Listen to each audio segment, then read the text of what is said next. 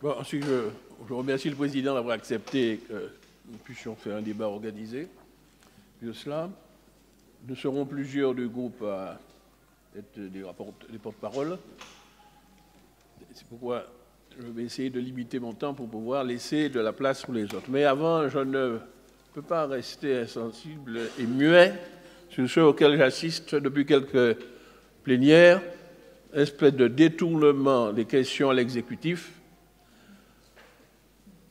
ou qui permet, en séance publique, au président du conseil exécutif, sans limitation de temps de parole, faire une série d'annonces, mais comme il est prévu qu'il n'y ait pas de débat après, donc nous écoutons silencieux, mais ce ne sont pas toujours des silences d'approbation.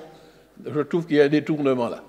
Puisqu'on annonce des choses qui n'ont jamais fait l'objet de débat et qui ne font pas l'objet de débat, mais on l'annonce déjà publiquement comme des faits décidés et acquis, ça ne me paraît pas très démocratique. Ceci étant dit, le sujet dont nous parlons là est un sujet très sensible. La question de la mémoire et de notre histoire est un sujet sensible. C'est pour cela que nous allons exposer notre position et un certain nombre de réserves que nous formulons. Pour cela, pour ne pas être trop long, je vais m'appuyer sur un texte qui a été rédigé par Marie-Hélène Léotin, qui était conseiller exécutif en charge des questions de culture et de patrimoine sur la mandature précédente. Je ne vais pas tout le lire, assurez-vous, puisque ce texte vient d'être publié dans le quotidien France Antilles. Ceux qui nous écoutent pourront s'y référer s'ils veulent connaître tout le détail. Mais je vais citer quelques extraits sur lesquels nous allons nous appuyer pour fonder notre position. Intitulé « À propos de la mémoire de l'esclavage ». Lors des démarches pour la création de la Fondation de la mémoire de l'esclavage, créée en 2019, les responsables du projet avaient pris contact avec la CTM pour un partenariat, pour envisager des actions en commun. Alfred Marie-Jeanne, qui était président du conseil exécutif, et Marie-Hélène Léotin, elle dit « J'étais conseillère exécutive en charge de la culture et du patrimoine. Nous avons refusé d'intégrer cette fondation. Nous estimions que la mémoire de l'esclavage, telle qu'elle est vécue de l'autre côté de l'Atlantique, ne peut pas être celle des descendants d'esclavagisés. On ne peut fusionner dans un même sac, d'un côté, l'État qui a institutionnalisé le système esclavagiste à travers le Code noir et qui l'a ensuite aboli au moment où le système n'était plus rentable. Et d'autre part, le descendant de ceux qui ont subi le crime, la mémoire ne peut se fusionner entre le bureau et la victime. Adhérer à la Fondation pour la mémoire de l'esclavage, réaliser des actions en commun, c'est laisser à d'autres, à la République et à l'État français, le soin de construire pour nous notre mémoire de l'esclavage. Il est temps que nous regardions notre histoire du dedans et non à travers le prisme imposé par l'État français. Notre histoire est partie intégrante de la Caraïbe et de l'Amérique des plantations. Elle vibre à travers les luttes et les résistances, le marronnage, au même rythme que celle des autres peuples de la Caraïbe. Si la Martinique a aboli l'esclavage le 23 mai 1848, officiellement par l'arrêté du gouverneur Rostolan, cette abolition s'est faite immédiatement, définitivement.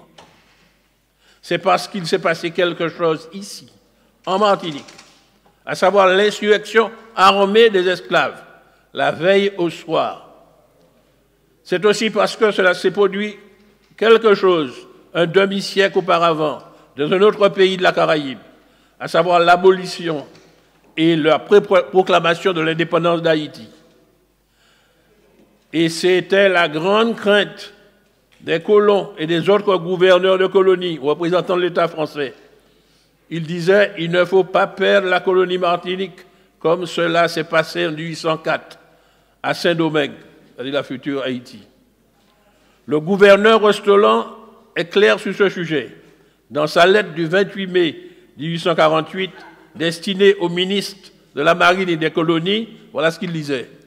La transformation sociale de la Martinique est opéré, j'ai dû proclamer l'émancipation générale des esclaves dans cette colonie pour y arrêter l'anarchie, l'incendie, le meurtre et le pillage. Secoué par une forte tempête, le vaisseau a beaucoup souffert, mais j'ai réussi à le conduire au port. À la France maintenant de le réparer ou de l'abandonner complètement. Il ne faut plus de demi-mesure. Ce texte date, je le rappelle, du 28 mai 1848. Et Marie-Hélène Léotin poursuit, je rappelle qu'aucun décret signé par une quelconque République française n'a été appliqué en Martinique, ni celui de la Première République sous la Convention, celui du 4 février 1794, ni celui de la Deuxième République sous le gouvernement provisoire, le fameux texte du 27 avril 1848. Ce n'est pas celui-là qui est appliqué. Et elle poursuit un peu plus loin. En 1848, au mois de mai, personne en Martinique n'était au courant du décret du 27 avril du gouvernement provisoire abolition de l'esclavage à l'initiative de Victor Schœlcher. L'acte fondateur de la liberté de nos ancêtres est l'arrêté du gouverneur Estourlan du 23 mai. C'est bien l'entrée en scène des esclaves, nos ancêtres, qui déclenche l'acte porteur du progrès et d'humanité contre la barbarie esclavagiste. Aujourd'hui, en Martinique, le 27 avril est presque passé inaperçu.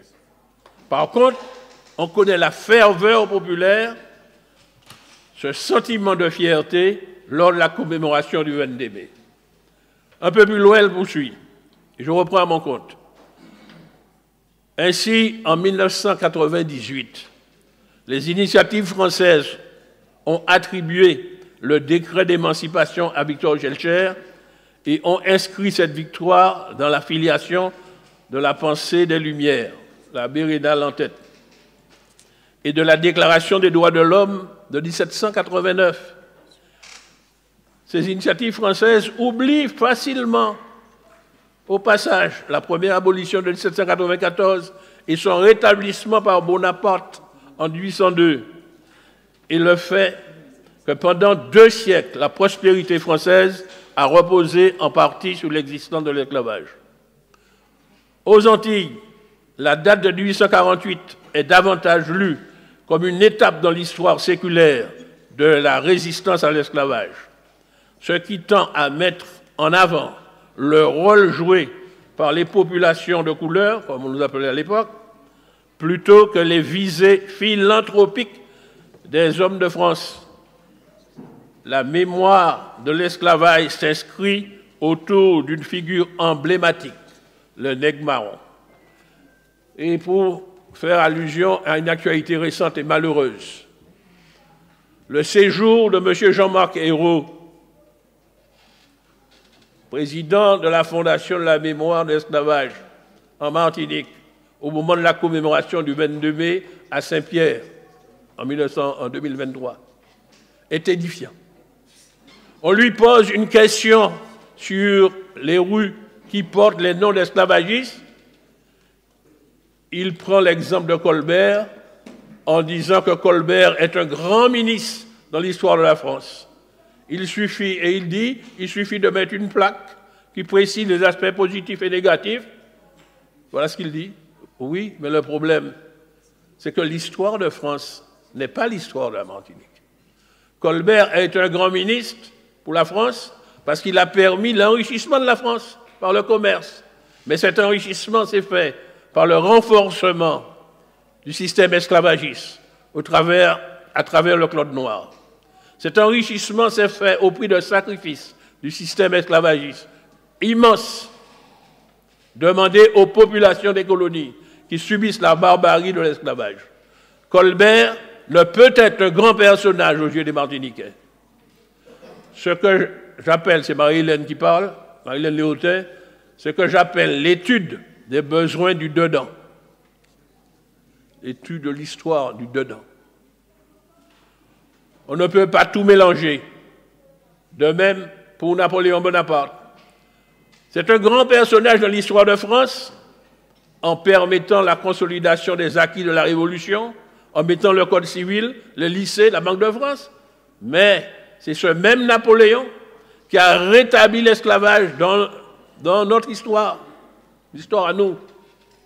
Si la France devient une grande nation en concurrence avec l'Angleterre, qui se lance dans la révolution industrielle, c'est toujours au prix des sacrifices immenses demandés à nos ancêtres pour l'enrichissement et la puissance de la France dans le monde.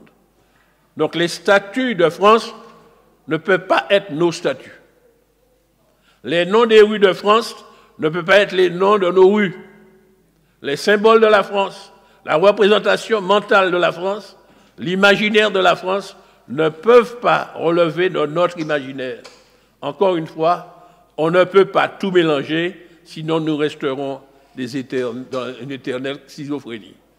Donc voilà la base idéologique et politique qui va fonder nos réserves vis-à-vis de l'adhésion à cette convention des mémoires. Une fois de plus, vous donnerez aux maîtres le soin d'élaborer les outils pédagogiques qui vont nous fournir pour éduquer nos enfants, et nous ne sommes pas d'accord là-dessus. Je laisse la parole à d'autres membres de mon groupe.